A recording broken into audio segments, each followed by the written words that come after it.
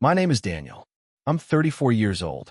And 2 months ago, the man I trusted most in my professional life looked me in the eyes and said, "You're replaceable." What happened next still feels unreal. Because less than 10 minutes later, his phone rang. And that call destroyed everything he thought he controlled. But I'm getting ahead of myself. I'm writing this because people keep telling me to move on, to let it go, to be grateful it worked out. But they don't know the full story. They don't know what it cost me, what I lost, what I almost did afterward, and what my boss still doesn't know, even now. So if you're reading this, stay with me. Because this isn't just a story about a job. It's about loyalty, betrayal, humiliation, and a quiet revenge that unfolded in a way I never planned. I gave 11 years of my life to one company. Not just work there. I built parts of it. I joined when it was tiny. 8 employees, a cramped office, cheap desks from IKEA, coffee that tasted like regret. I was 23, fresh out of university, hungry, motivated, and the CEO, my boss, let's call him Mark, saw potential in me. At least, I thought he did. Over the years, I became the backbone of operations. I trained new hires, en deux de clients, solved crises at 2 a.m., saved deals that kept the company alive. When my father died, I still logged in from the hospital waiting room. When my girlfriend left, I slept in the office for a week just to avoid going home. This company wasn't just my job. It was my identity. And Mark, he wasn't just my boss. He was the guy who shook my hand at my promotion, who toasted me at company dinners, who once said, "If everyone worked like Daniel, we'd be unstoppable." So when people asked, "Why don't you look for something better?" I always said the same thing. I'm loyal. They're loyal to me too. God, I was stupid. Fast forward to this year. The company had grown. New investors, new branding, new glass office building downtown, and new people, younger, louder, slicker, consultants, executives, strategy teams. And slowly, I started feeling invisible. Meetings I used to lead, now I was just invited to observe. Decisions I used to make, now I was looped in later. My office, taken away, replaced with an open desk near the printer. But I told myself, it's fine. I've been here 11 years. They know my value. I was clinging to a reality that no longer existed. Then came the Monday morning. Mark called me into his new office, floor-to-ceiling windows, city skyline behind him. He didn't offer me a seat. That's when I knew something was wrong. He folded his hands and said, in that calm corporate voice, "Daniel, we're restructuring. The company needs to evolve." I nodded, trying to stay calm. He continued, "Your role is being reconsidered." My heart started pounding. I asked, "Reconsidered how?" And that's when he said it. Cold, flat, no coincidental. "You're replaceable." Not, "We're grateful for your service." Not, "We'll support your transition." Not even a fake apology. Just, "You're replaceable." 11 years of loyalty, reduced to one sentence. I didn't speak. Couldn't speak. He slid a paper across the desk. Severance offer. 2 months' pay. A polite handshake. I remember thinking, this can't be real. Not like this. Not after everything. But before I could even process it, Mark's phone rang, and everything changed. Mark glanced at his phone. His confident expression shifted just slightly when he saw the caller ID. He cleared his throat. "Give me a moment," he said, turning away from me to answer. I stayed standing, still stunned, still gripping the edge of the chair he never offered. "Hello," Mark said, forcing a professional tone. At first, his face was neutral. Then his eyebrows lifted. Then his jaw tightened. He looked at me, then away, pacing slowly toward the window. "Yes, I understand. Of course. I'll come down immediately." He ended the call. For a moment, neither of us spoke. Then Mark turned around, and for the first time in 11 years, he looked nervous. "I need to step out for a few minutes," he said. "Stay here. Not, you're dismissed. Not, we'll continue later. Just stay here." And he walked out of the office quickly, almost rushing. I stood there alone, still holding the severance paper in my hand. 2 months' pay. 11 years erased. My mind was spinning. Was I really about to be escorted out like a stranger? I looked around his office. Mahogany desk, leather chair, awards on the wall, photos from company retreats, including one where his arm was around my shoulder, both of us smiling. I wanted to scream. 5 minutes passed, then 10. Nobody came. Curiosity got the better of me. I stepped out into the hallway, and that's when I saw it. Mark, standing near the elevator, talking to two men in dark suits and a woman holding a folder. They didn't look like clients. They didn't look like investors.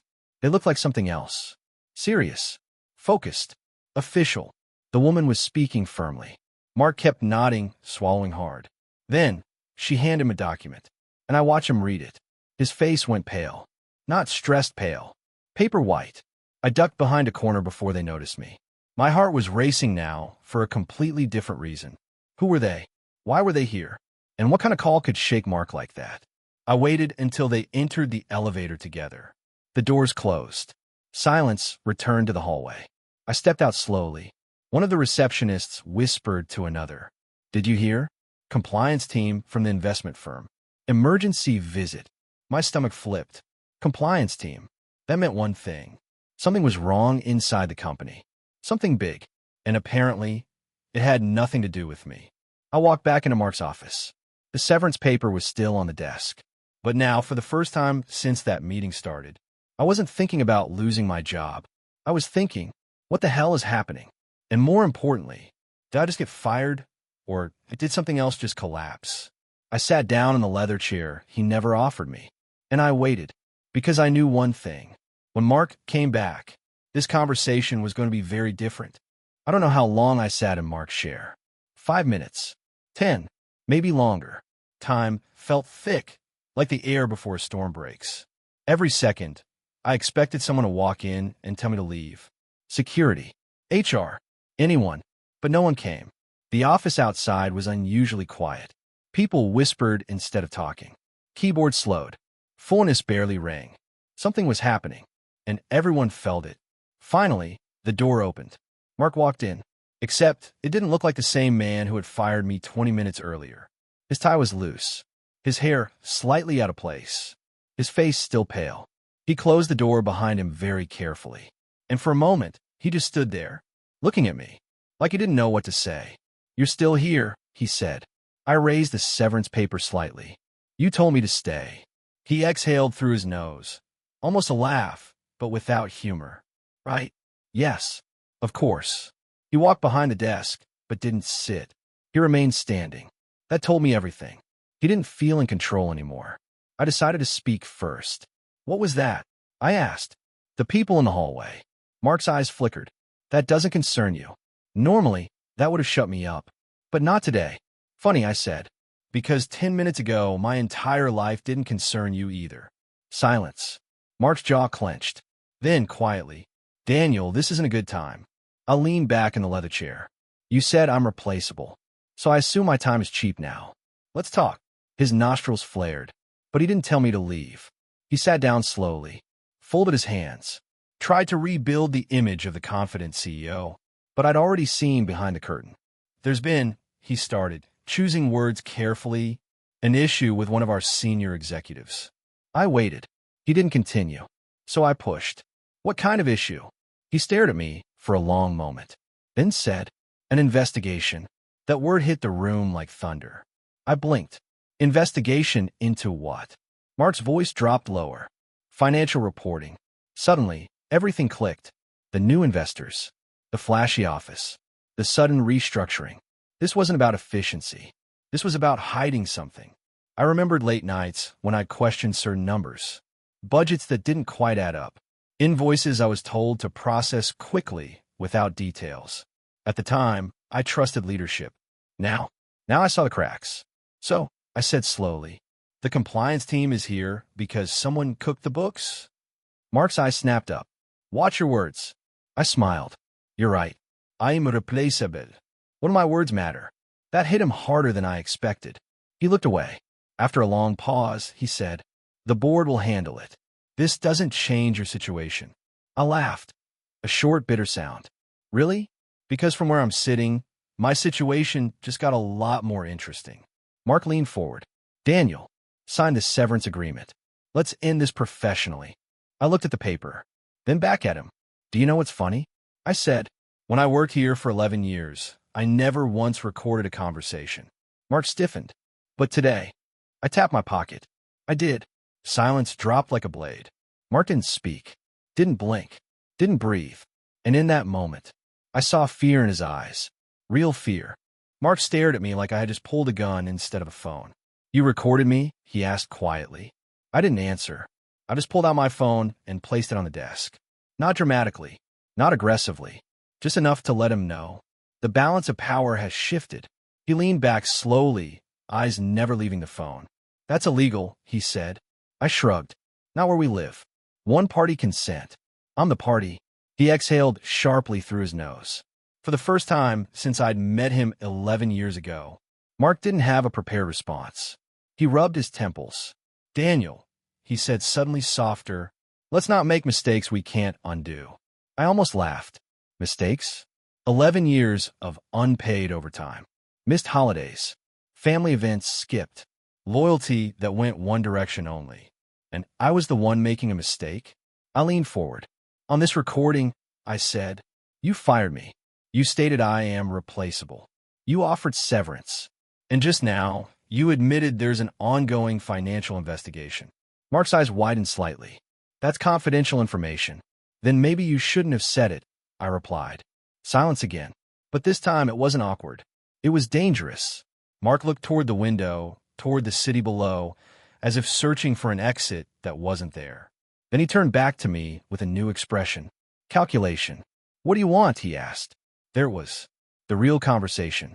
I sat back. "I want what I've earned." Mark frowned. "You already have sever." "No, interrupta. I want my reputation intact. A written recommendation. Public acknowledgement of my contributions. And severance that reflects 11 years, not 2 months." Mark's jaw tightened. "That's not how corporate severance works." "Then I guess corporate compliance might like hearing this recording," I said calmly. I didn't raise my voice. Didn't threaten. I just stated a fact. And Mark understood. He stood up suddenly and walked to the door, opening it slightly to check the hallway. Then closed it again. He lowered his voice. "You have no idea what kind of situation we're in right now," he said. "If this investigation goes badly, the entire executive team could be removed." I tilted my head. "So, the company that just called me replaceable might not exist next month?" Mark didn't answer, which was answer enough. He returned to his chair slowly. "Give me the recording," he said. I shook my head. "Not happening." He leaned forward, eyes sharp. "You're playing a very dangerous game." I met his stare. "I learned it from watching you." For a long moment, neither of us moved. Two men in a glass office. One who built a company. One who thought he owned it. Both realizing the ground beneath them was shifting. Finally, Mark spoke. "Give me 24 hours, he said. "I'll rewrite your exit package. Recommendation. Bonus. Everything." I tapped the phone once. "Then we have a deal." Mark swallowed. "Delete the recording afterward." I smiled slightly. "That depends on how honest tomorrow is." We shook hands. But this time, it wasn't loyalty. It was leverage. As I left the office, I noticed something I hadn't before. People were watching Mark's door, whispering, avoiding eye contact. The company was already sensing blood in the water. And I was walking out with something more valuable than a job. I was walking out with knowledge. But I didn't know yet that the investigation wasn't about accounting errors. It was about fraud. And one of the names already whispered in that compliance report was mine. I didn't sleep that night. Not because I was excited. Because for the first time in my adult life, I was truly afraid. Not of losing my job. Not of starting over. But of something much worse. My name in a fraud investigation. After leaving the office, I walked for over an hour without direction. City lights. Cold air. My phone heavy in my pocket like a loaded weapon. 11 years of loyalty had turned into a negotiation for silence. And now, somehow, I was tied to an investigation I didn't even understand. By the time I got home, my hands were shaking.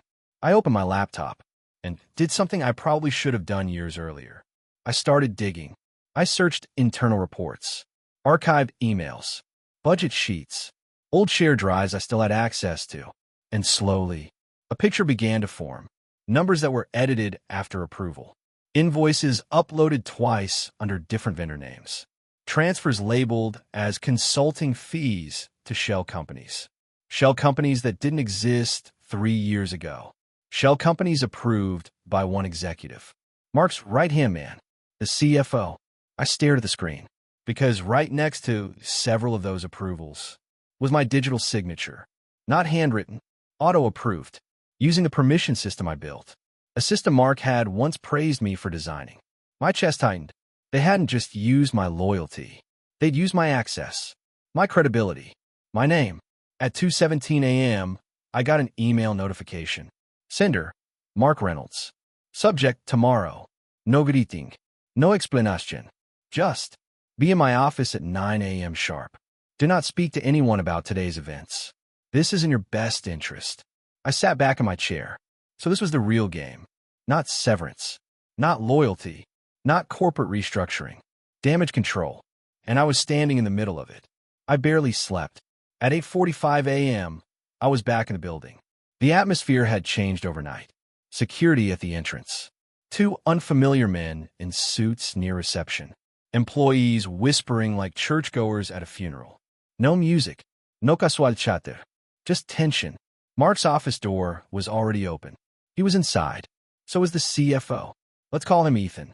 Mid-40s. Perfect haircut. Perfect smile. Eyes that never smiled back. They both looked at me as I walked in. Mark gestured to a chair. Ethan didn't speak. He just observed, like a predator assessing distance. Mark cleared his throat. Daniel, he said, there's been a misunderstanding regarding certain approvals in our financial system. I stayed quiet. Ethan finally spoke. Your credentials were used to authorize several transactions under investigation. His voice was smooth, calm, dangerously calm. I looked at him. Yes, my credentials, on a system I built, that only executives had override access to. Ethan smiled, but this time there was no warmth in it. Are you accusing someone, Daniel? I leaned forward slightly. I'm saying if investigators follow the permission logs, they'll find exactly who did what. Mark's face tightened. Ethan's smile vanished. Another man entered the room. The woman from the day before, the compliance officer. She sat down without greeting, opened a folder, and said, we'll be conducting formal interviews starting today, with all key personnel. She looked directly at me. Mr. Carter, you will be interviewed first. Mark opened his mouth, closed it again. He had no control now. None of them did. The machine had started moving. As the compliance officer gathered her papers, she paused. One more thing, she said. Until this investigation concludes, no termination decisions may be executed. She glanced at the severance document still on Mark's desk, meaning Mr. Carter is still an employee. Silence. Mark stared at the paper. Ethan stared at me. And for the first time in 2 days, I realized something incredible. I hadn't been fired. I had been protected.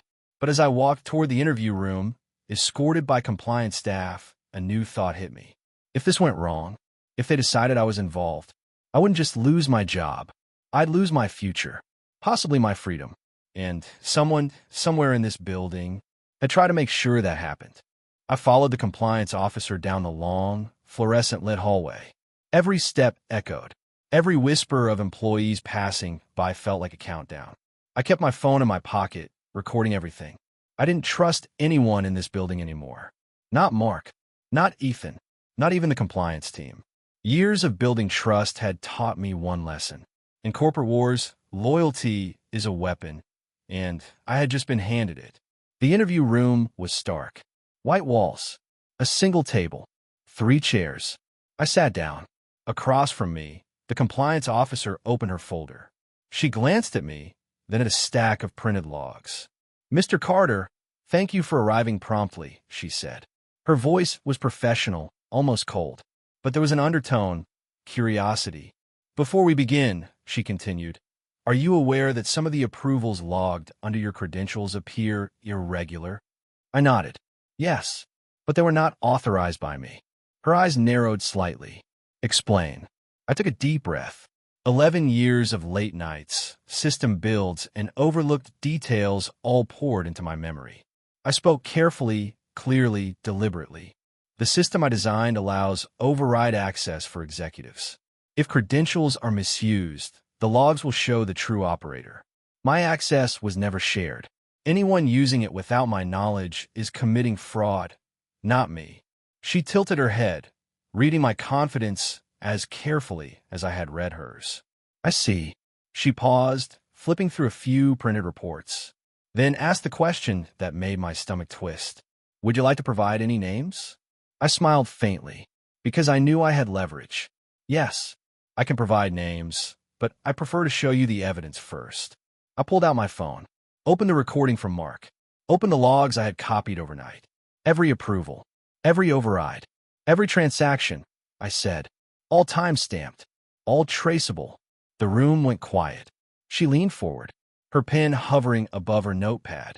Mr. Carter, this is very thorough. I didn't flinch, because now I wasn't just defending myself. I was setting a trap.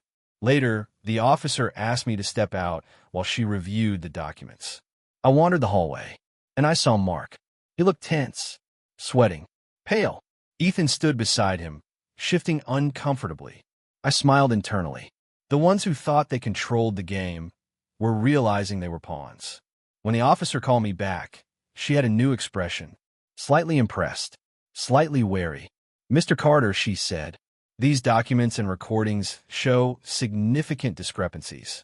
It appears someone has been using your credentials without authorization. Mark opened his mouth to speak. I watched him falter. You are aware, she continued, that providing false information at this stage could have severe consequences. I nodded. Understood. But everything I'm giving you is factual. Everything can be verified. By the end of the session, the officer looked at Mark and Ethan with authority I had never seen them challenged with. This investigation will now focus on uncovering the executive responsible for this fraud, she said. Mr. Carter, you are cleared of wrongdoing. Your employment remains active. All termination proceedings are suspended until the investigation concludes. Mark's face turned red. Ethan's smile vanished entirely. As I walked back to my office, a strange calm settled over me. 11 years of work, betrayal, fear, humiliation. And now, I wasn't just safe. I was untouchable, at least for now, because the real story, the one no one could see coming, had just begun. But deep down, I knew one thing. The next time Mark or Ethan tried to make me feel replaceable, it wouldn't be a conversation. It would be war. And this time, I had all the ammunition. I returned to my office. The city outside sparkled with morning light, but inside, everything felt different. The air itself seemed charged, heavy with tension. I sat at my desk, opening my laptop. For the first time in years, I didn't feel trapped. I felt powerful, because I knew things no one else did. And now, every move I made would count. The first step was simple: information control. Emails, logs, chat records, system alerts. Everything I'd built, every access point I had designed, I now understood in a new way. If Mark or Ethan made a wrong move, I could trace it, expose it, and the compliance team would see it instantly. I smiled. This was no longer about severance. It was about survival and about justice. Later that morning, Mark knocked on my office door. Daniel, he began, voice strained. Can we talk? I didn't look up. Do you want to talk about the investigation? I asked. Or did you want to talk about the severance that no longer exists? Mark paused. Well, about the situation. I just want to clarify. I cut him off. Clarify nothing. You called me replaceable yesterday. I don't need clarification. I need actions. He swallowed. For a moment, he looked like the old Mark, but only a mask. Over the next few days, things escalated quietly. Ethan was stressed. Mark was pacing constantly. Every meeting had a silent undertone. Who's next? Who will be blamed? And I? I stayed calm, because I had a plan. Step 1, document everything. Step 2, identify the real culprit. Step 3, let them make the first mistake. And the first mistake came sooner than I expected. It was Ethan. He sent an email to a client, using my name in the from field, claiming I approved a transaction I never saw. A transaction that was already flagged in the compliance logs. Within minutes, I received a notification. The system I built had caught it, logged it, saved a time-stamped record. I smiled. Ethan had just tried to frame me again. I didn't act immediately. Instead, I forwarded the evidence directly to the compliance officer. Subject line, urgent, potential misuse of credentials. Within an hour, she called me personally. Mr. Carter, she said, voice controlled but sharp. Thank you for bringing this to our attention. We'll handle it from here. You've saved a lot of time and resources. I hung up and leaned back in my chair. Mark was outside the office, waiting, probably for a confrontation. I didn't care, because now the predator was becoming prey. By evening, whispers had spread. Ethan was being questioned. Mark was sweating behind his office door. And employees, they were watching. The invisible walls of loyalty they had assumed were gone. I knew one thing for certain. The man who called me replaceable was now terrified of me. That night, as I packed up to leave, I sent one final email. To Mark, consider this a reminder. Loyalty is earned, not demanded. And replaceable? Not by me. No response. I didn't need one. Because tomorrow, the real reckoning would begin. The next morning, I arrived at the office earlier than usual. The building smelled like coffee and fear. Whispers followed me through the lobby. People were watching, not just curious, but tense. They knew something had shifted, and they didn't know what. I walked past the reception, past the elevators, past the rows of cubicles. And I felt calm, confident, focused. Because today, everything would change. Mark was already in his office. Ethan was pacing, their usual composure completely gone. I knocked lightly on the door. Come in, Mark said, voice shaky. I stepped in, closed the door behind me. Morning, I said casually. Quite a storm brewing, isn't it? Mark's jaw tightened.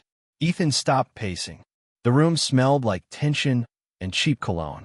I sat down, placed my laptop on the desk, opened the folders I had prepared. All the transactions flagged as irregular, I said.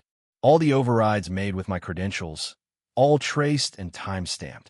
I clicked to display the first chart on the screen. Graphs, timestamps, names. Every irregular transaction linked directly to Ethan. He froze. I know what you tried to do, I continued. Sending emails from my account, hiding transfers, manipulating approvals. I know everything, and I have copies sent to compliance. Ethan opened his mouth. I interrupted. Save your excuses. They won't help you now. Mark swallowed hard. You don't understand, he said. I understand perfectly, I said. You called me replaceable yesterday. You tried to erase me. You thought 11 years meant nothing. But loyalty isn't a currency you spend. It's a measure of trust. And you lost it. I turned the laptop toward Mark. Zoomed in on the timestamps. Every unauthorized transaction, I said slowly, happened during your absence from the office. Every time you trusted Ethan alone. And every time, my credentials were used without my knowledge. Mark's face drained of color. Ethan's hands trembled slightly. The room felt small, claustrophobic, like a cage closing in on them. Compliance is everything, I added. Logs, recordings, emails, my own recordings of your admissions. Everything. I leaned back, crossed my arms, and smiled faintly. By the way, I said, I've already briefed the officer about the patterns. You and Ethan are going to be primary subjects of the investigation. Not me. Mark finally spoke, voice quivering. Daniel, please, this doesn't have to go public. We can fix this internally. I shook my head. No, you made your choice yesterday. You called me replaceable. You humiliated me. Now the company will see who is really responsible. Ethan's eyes widened. You're going to ruin us. I laughed. Not cruelly, not arrogantly, but coldly. You already did that yourselves. I just brought the truth to light. By mid-morning, the word had spread. Employees gathered outside the office. Whispers turned to murmurs. Some smiled subtly at me. Some stared at Mark and Ethan like they had just seen ghosts. Compliance had arrived. The first interviews started immediately, and everyone knew who had called the shots. Mark tried to negotiate, begged, promised bonuses, promotions, anything. But the compliance officer's gaze was unmoving. No merci. No shortcuts. Ethan? He avoided my eyes. Knew his reputation, maybe even his career, was over. As I walked back to my desk later that day, people stopped me. Employees I barely knew shook my hand. Whispered, thank you. And I realized something. For 11 years, I had been invisible, undervalued, replaceable. But today, I wasn't replaceable anymore. I was untouchable. And while Mark and Ethan were trying to salvage anything left of their reputations, I already knew my next move. Because in this game, information is power, and power is not given. It's taken. By the end of that week, everything had changed. Mark and Ethan were no longer untouchable. They had been called in for multiple sessions with compliance. Their emails, phone records, and every digital footprint they had left were now under scrutiny. Employees whispered in hallways. No one dared cross me. Even the interns gave me cautious nods. I had become a force no one could ignore. I sat at my desk and looked at my laptop. The logs, the recordings, the evidence I had painstakingly collected over years. It all felt surreal. For the first time, I didn't feel like a victim. I didn't feel powerless. I felt in control. Mark called me in his office. His confident demeanor was gone. The arrogance that had once allowed him to call me replaceable had evaporated. Daniel, he began, voice low, almost pleading. I want to make this right. Name your terms. Please. I leaned back in the chair he had once denied me. Terms, I said. You've had your chance to make things right before. You didn't. You humiliated me. You tried to erase me. I'll decide the terms now. I presented my conditions. A public acknowledgement of my contributions. A revised severance that reflected 11 years, not 2 months. A written recommendation from a board. An oversight of the department I had built to ensure no one could manipulate the system again. Mark hesitated. Ethan's hands shook. But compliance made it clear. My requests were reasonable, enforceable, and backed by evidence. They had no choice. By the next week, everything was official. Mark and Ethan were both suspended pending further investigation. The company was in shock. Employees whispered about the drama that had unfolded behind closed doors. But one thing was clear.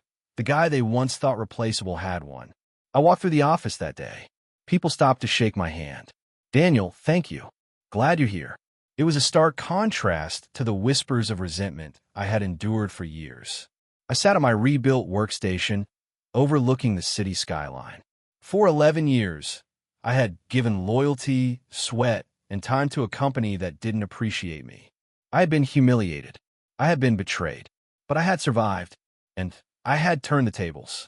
Mark and Ethan, they had underestimated me. They had assumed loyalty could be discarded.